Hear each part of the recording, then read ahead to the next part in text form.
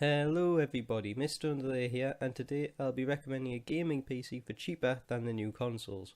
This build will be able to play the newest demanding games like Watch Dogs, Battlefield 4 and even Crysis 3. Now don't expect max settings on these games because that simply isn't going to be possible. However, these games will be at least playable on the lower settings, but for some you may be able to push it up to medium even at 1080p. So here we go. For the CPU I have out of the AMD A10 7700K.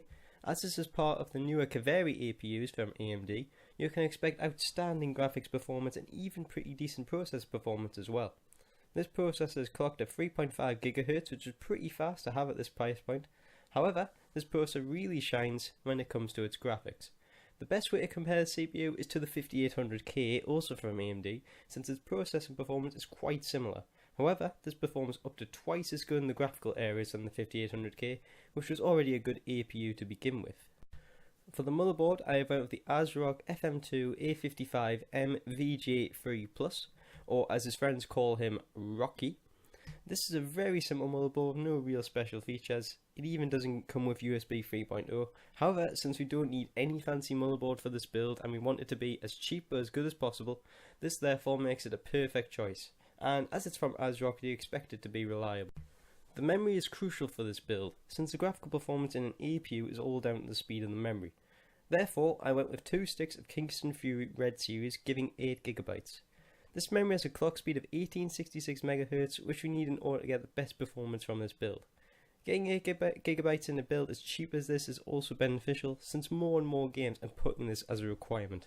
In the hard drives, I went with, you guessed it, a Seagate got you, didn't I?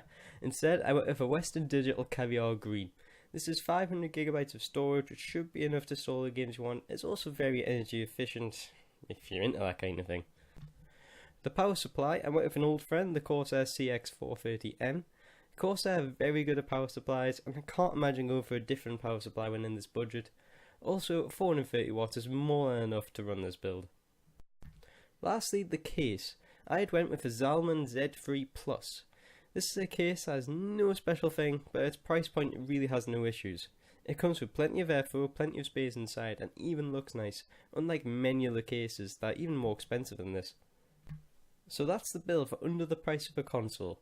However, I'm deciding to also suggest possible upgrades you could do to this build if you have the opportunity later on. So the possible upgrade I would recommend to do with this build would be the graphics. This can be done by buying an R7 240 also from AMD, which is a cheap enough card, and then running it in dual graphics with the graphics in the APU. This gives much better performance and should be able to play in most games at medium settings, and even be able to crank some up to high on some of the older games like maybe Battlefield 3 for example. Hope you enjoyed this video, and please comment below if you wish to suggest your own build or require help on the build yourself. Anyway, I shall see you later.